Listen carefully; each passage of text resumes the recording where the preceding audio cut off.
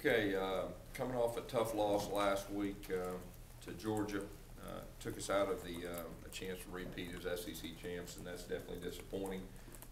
But it's something we got to deal with, and we've got a strong group of seniors.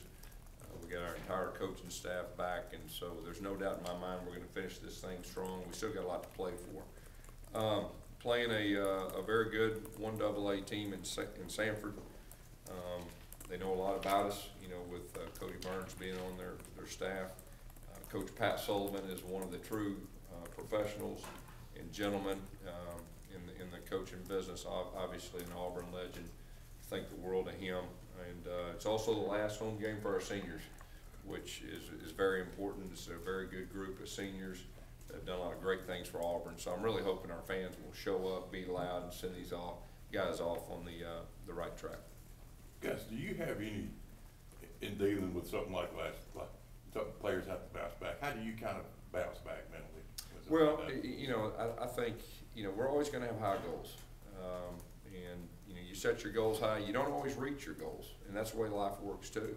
And the true champions and the true winners rebound, and they come back and bounce back. And that's been our message. Our seniors are definitely committed to that, our leadership. Our coaches are too. We're disappointed. It's what we should be. But hey, that's behind us. That is what it is. And we got to find a way the next 2 weeks to finish this thing strong. And we will finish this thing strong. There's no doubt. With the way the defense has performed and seemingly regressed over these last 4 to 5 games, do you have confidence in your defensive staff this year and next season?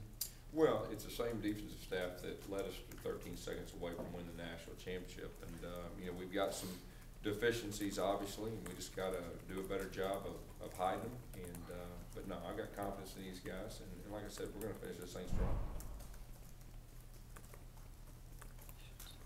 How well do you know Coach Sullivan? Pretty well.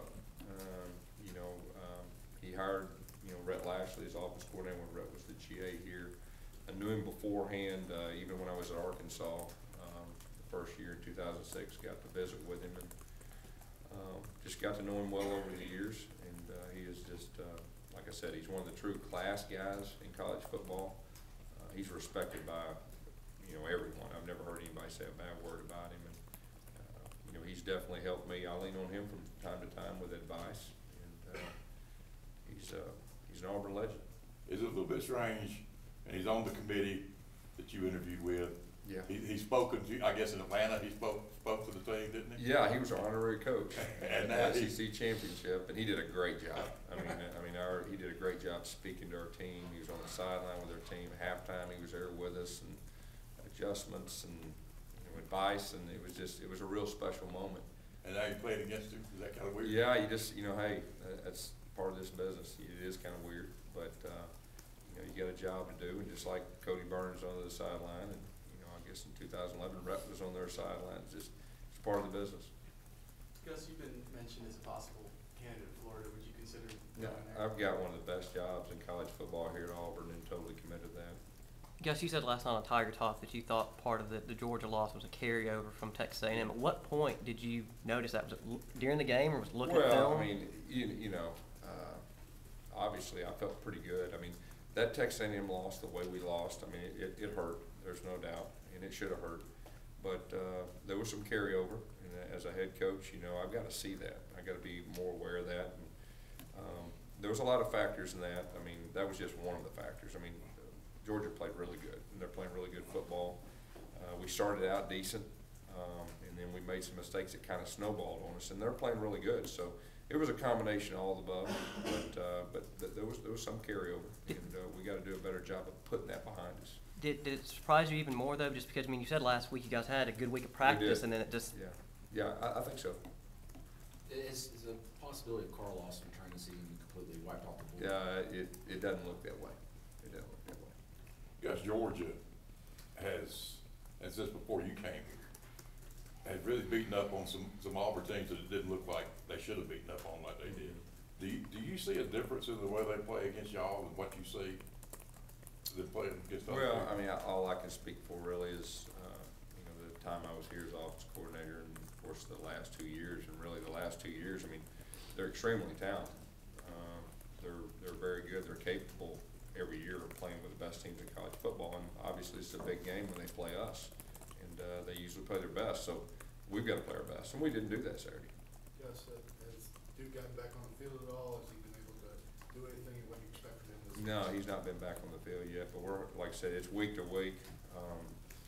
We'll hope to get him back, but not ready to say when yet. How pleased have you been with your receivers just over the course of the whole season?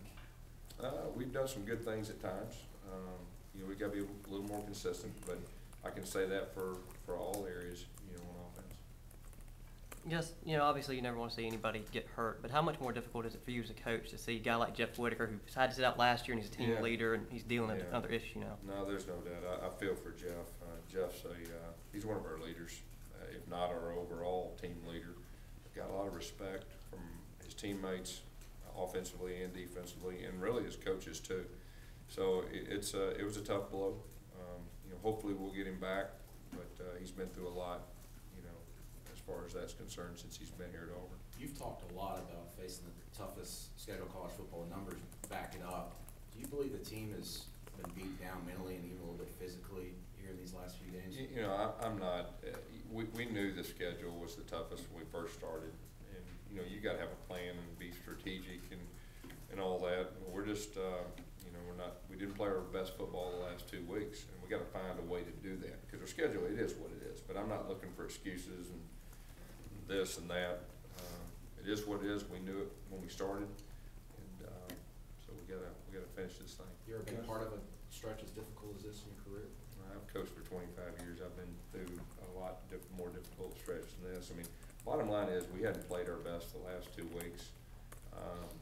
We're still a good football team. We're capable of being a very good football team, and that's the goal, to finish this thing like we can, which I know we can, which I expect us to. Gus, when you go through something like this, how do you know which buttons to push? Do you come out today and have your most physical practice of the year, or you try to light things up and have fun? Well, you know, that's part of the coaching strategy. You know, as a coach, you got to figure out to push the right buttons for your team. Every team's different. Each year you're going to have a different makeup of seniors and all that, and that's part of coaching. And I've got to figure out a way to push the right buttons these last 2 weeks. And like I said before, I'm very confident we're going to finish this thing strong, and we will. Gus, have there been any guys on the team that you've relied on to be vocal leaders that maybe haven't this year? You know, usually if they're vocal leaders, they're vocal leaders. You know, it's not like you have a guy and you try to tell him to be a vocal leader at the end of the year when he's really not. That's not his makeup. That's usually not the way it works. Gus, we've seen you in the defensive huddle a couple of times. You've been a little bit more involved the last couple of weeks in defense. No, I'm the head coach. I mean, I've been doing the same thing. I'll get in the defense huddle when it's time out, and obviously the offense huddle and the special teams. So. Gus, Ellis has admitted that he's heard some of the unrest from folks about, you know, the defense is not playing as well as anyone would have liked the last month or so.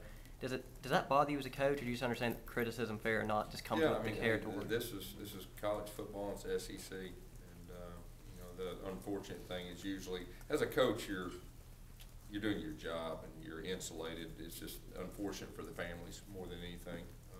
You know, he's been one of the better defense coordinators in this league for over 20 years, and he's earned a lot of respect. Anything else? Guess will there be any changes to the starting line? Not at this point.